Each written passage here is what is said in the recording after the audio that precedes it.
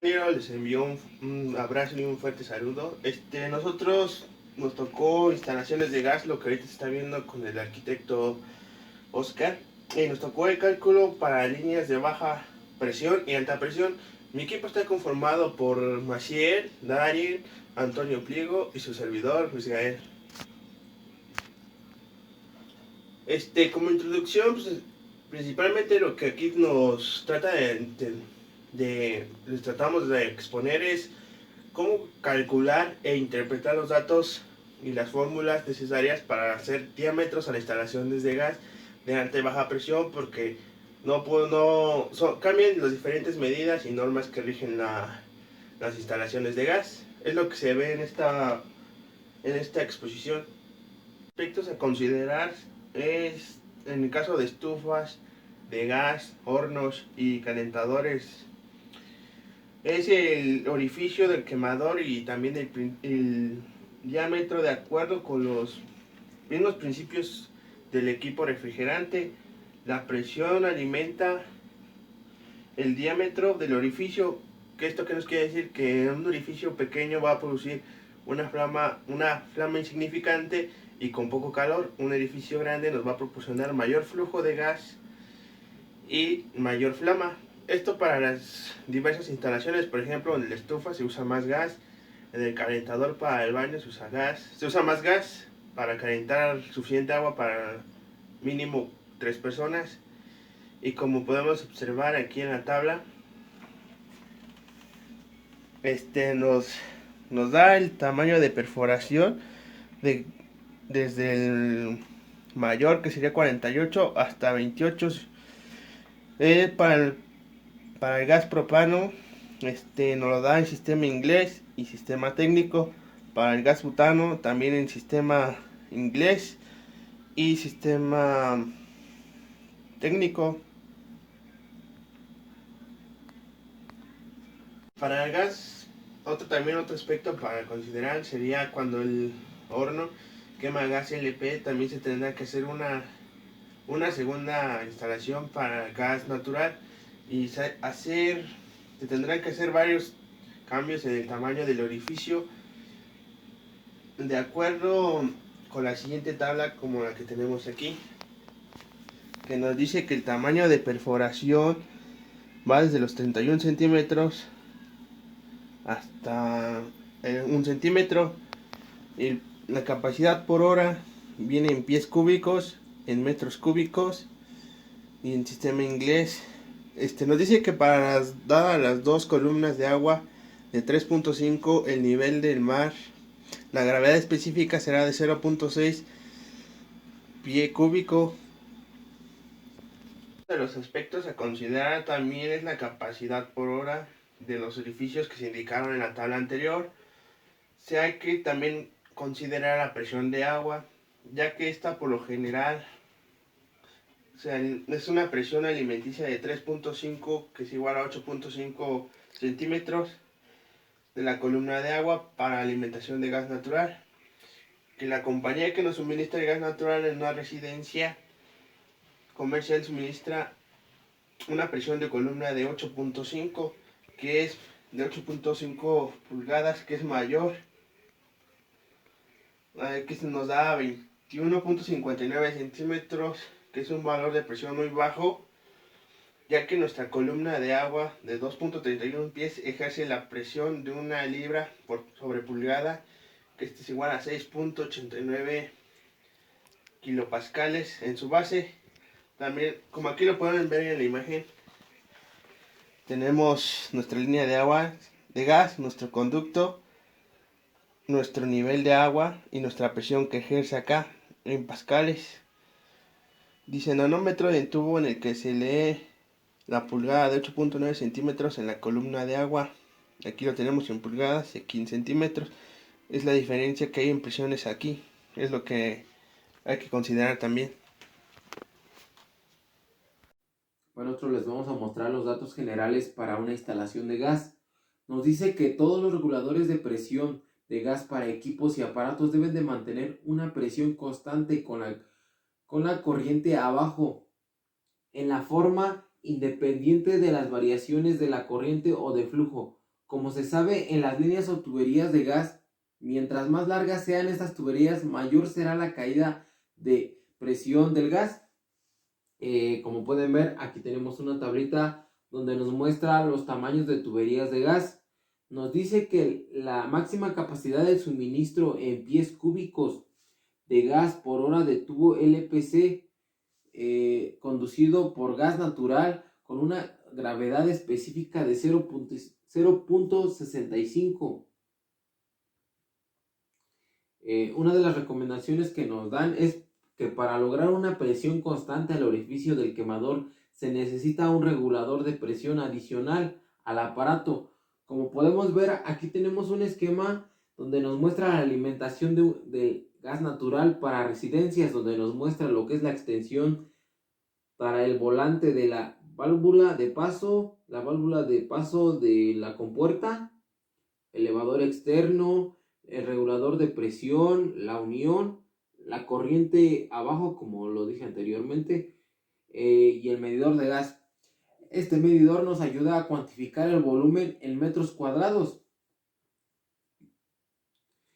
A continuación, igual tenemos aquí lo que es una tabla donde nos muestra el consumo de gas de líquido de petróleo a la baja presión, donde nos muestra algunos aparatos. Uno de ellos es una estufa doméstica por quemador, donde nos dice que el número de spread del quemador es de 70, el consumo por quemador es de 0.59. Igual tenemos un horno de estufas domésticas que igual es por quemador, donde nos muestra igual el número de spread del quemador que es 56, el consumo por quemador que es 0.160 y así sucesivamente. Como también aquí tenemos otra tabla donde nos muestra los consumos más comunes para los cálculos preliminares de estas estufas y calentadores. Aquí nos muestra que tenemos una estufa doméstica de un quemador. Dice que el cálculo preliminar es de 0.59 metros cúbicos. Como también tenemos una estufa doméstica con 2 quemadores, donde nos muestra que es de 0.118 sus cálculos preliminares.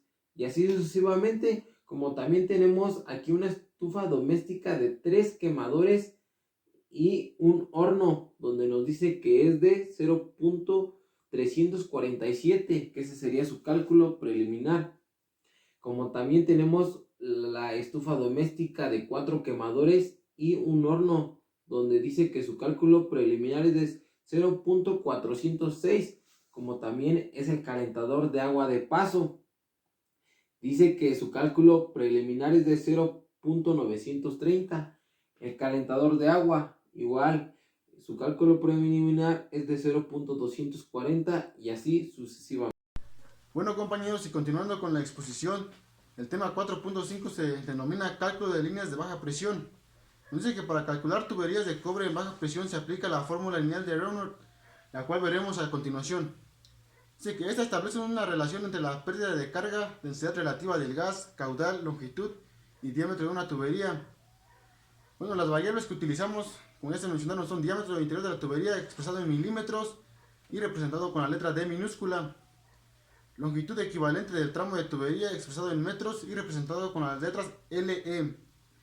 Posteriormente, caudal que circula por la tubería, esta expresada en metros cúbicos sobre hora, representado con la letra Q. Y la densidad relativa del gas, expresada con las letras DS. Después continuamos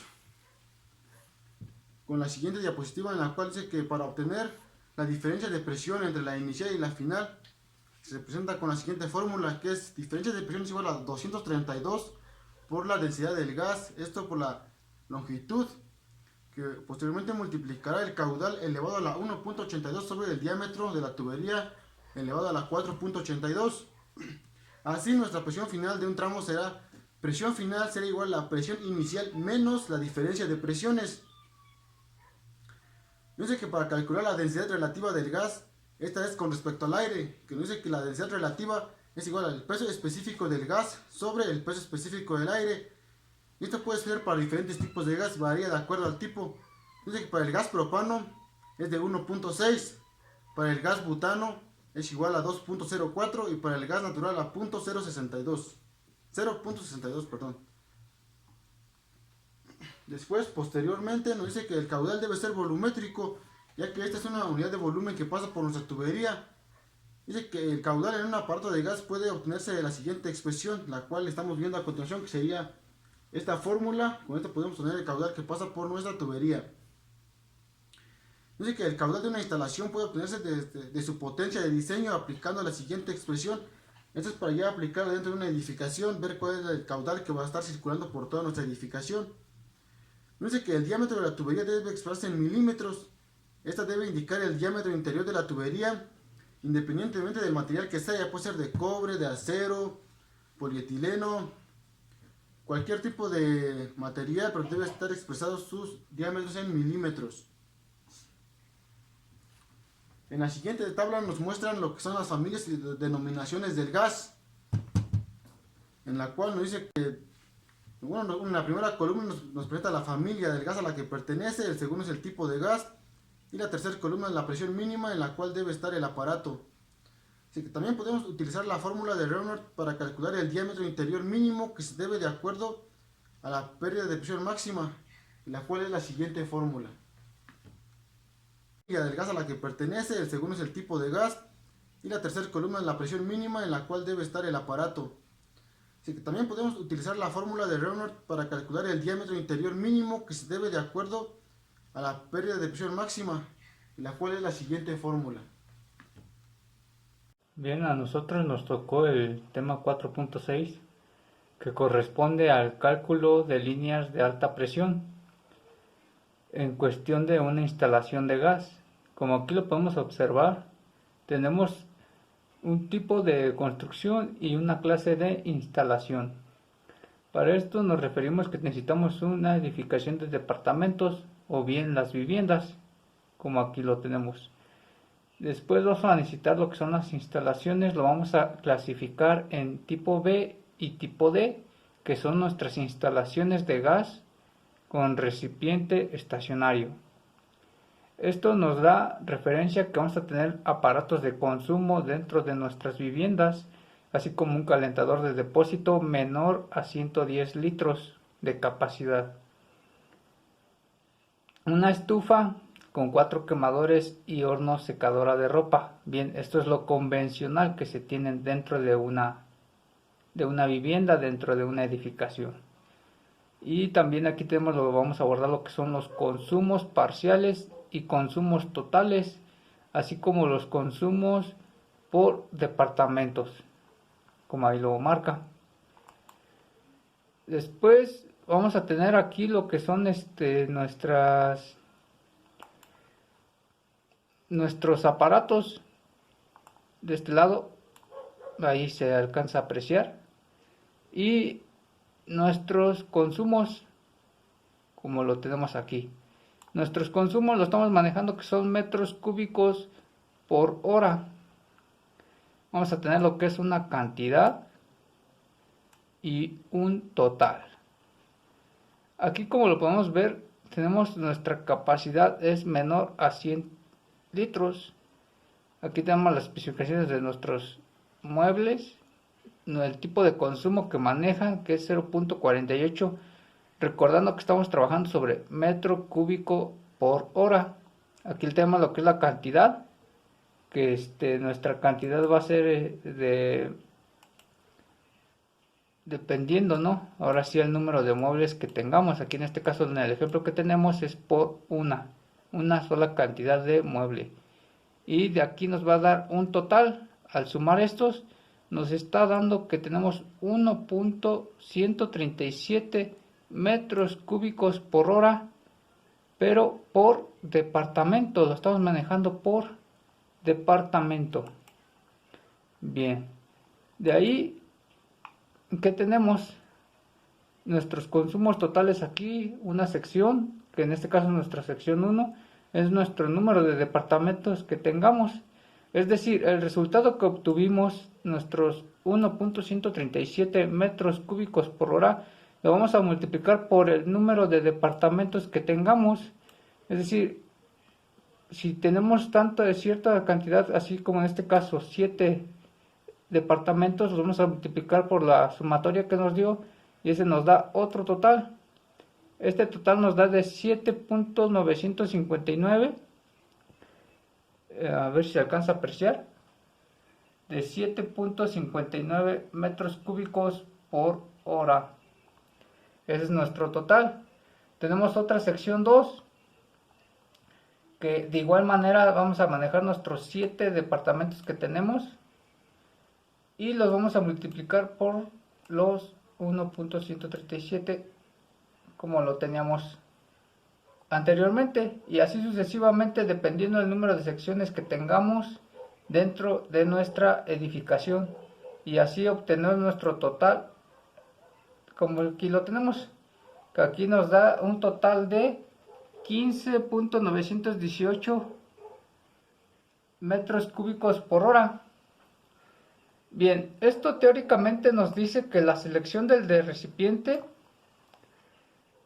nos va a dar en edificios de departamentos, se aplica el factor de demanda por promedio del 60%. Ojo, aquí vamos a estar manejando esto del 60%, nos va a estar sirviendo o nos va a ayudar mucho para obtener el cálculo de la demanda total. Dice, por lo tanto, el recipiente estacionario debe de tener la capacidad de vaporización siguiente para todo el conjunto, es decir, para todas nuestras secciones. Tenemos aquí, manejamos lo que son nuestras capacidades de vaporización. En este ejemplo, tenemos los 0.6. Estos 0.6 sale de nuestro 60% que estamos manejando de promedio. Lo vamos a multiplicar por el total que nos dio. Estos 15.918 son los mismos 15.918 que estamos manejando acá del resultado. Eso nos va a dar igual a 9.5508 metros cúbicos por hora. Y bien, de acuerdo a lo anterior, necesitamos un tanque estacionario de las siguientes capacidades. De un tanque con la capacidad de 2.200 litros.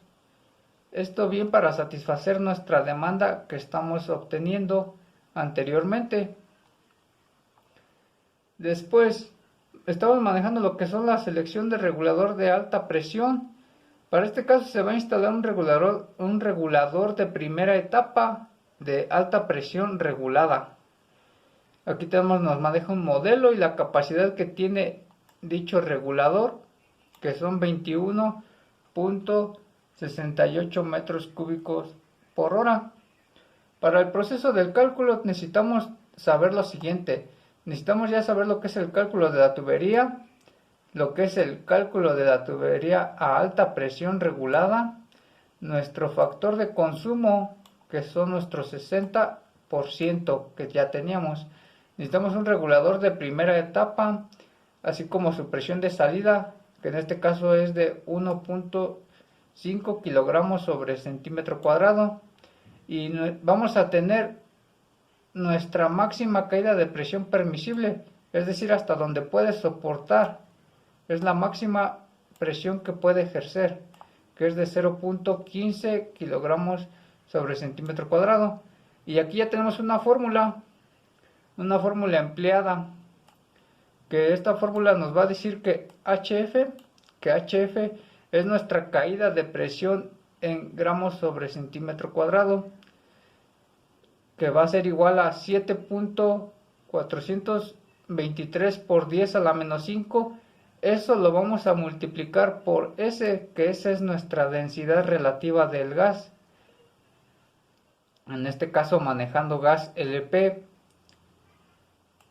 Y lo vamos a multiplicar por nuestra longitud de la tubería en metros, considerándolo en metros.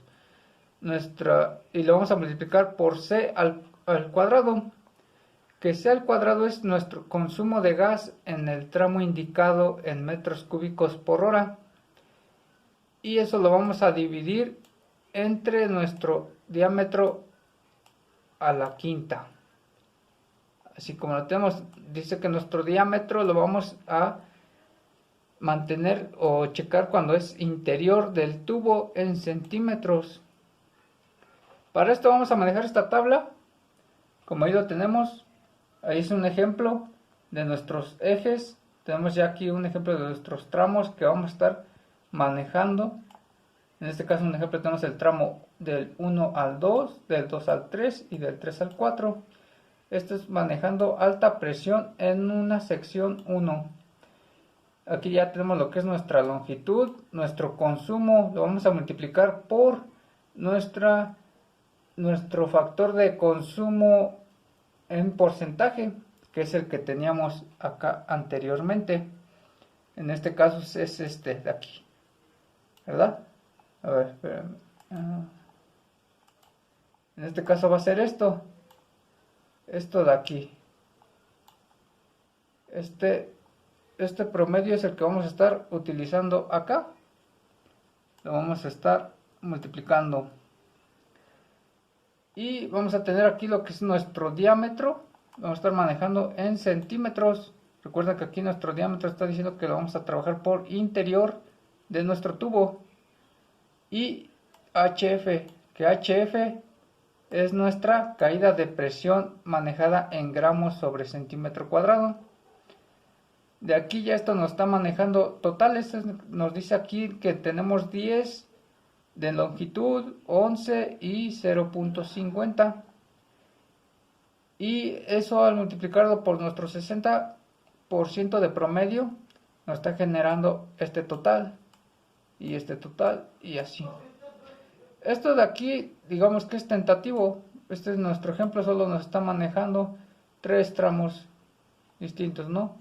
Aquí podemos tener mucho más. Todo va dependiendo a el número de secciones que tengamos. De esto va a depender demasiado. De aquí ya tenemos nuestros diámetros, que en este caso son iguales, de la tubería, checando el diámetro interior del tubo. De ahí vamos a obtener nuestra caída de presión en gramos sobre centímetro cuadrado. Esto nos va a dar esto total. Este total tenemos que tener en cuenta que tenemos que cumplir con lo que es la máxima caída de presión permisible, es decir, hasta donde nos permite generarlo. En donde si nos pasamos quiere decir que estamos fallando en un dato. Este es el que no tenemos que rebasar. De aquí nuestro HF nos está dando de 0.0202. Esto nos quiere decir que nuestro 0.0202 es menor a los 0.15 permisibles y por lo tanto cumple con lo requerido. Y bien, aquí tenemos las conclusiones. Vamos a manejar las que son las conclusiones para obtener gastos o la demanda del cálculo de líneas de alta presión. Y bien, aquí lo estamos diciendo que son las presiones varían dependiendo del tipo de diámetro que tenga la tubería. Entre más larga sea la caída del flujo del gas, más presión tiene. Es decir, entre más sea la longitud del tubo, por gravedad va a tener mucho más fuerza. Y esto va a ejercer a tener mayor presión a través de los muros. Depende del tipo de proyecto y ubicación de los muebles como estufa, calentador, horno, etc. Estos son algunos de los muebles que llegan a consumir el gas. Y bien, pues como sabemos, dentro de las edificaciones siempre vamos a encontrar detalles, problemas en cuanto a diseño, en cuanto a estática. Y esto lo debemos de manejar mucho para en cuestión de manejar las tuberías, en este caso del gas. ¿Por qué? Porque si no tenemos un buen diseño, un buen prototipo en dónde van a ir nuestros muebles y de en dónde va a ir colocada nuestra tubería, a la hora de colocar las instalaciones puede que tengamos fallas o que simple y sencillamente hagamos perforaciones en donde no van, hagamos instalaciones en donde no van, y esto implica fallas, implica gastos innecesarios que bien pueden perjudicar tanto a la vivienda como a la parte económica. Para esto siempre es importante tener en cuenta el diseño, el proyecto, qué tanta necesidad tenemos, cuál es lo esencial que se quiere ejercer.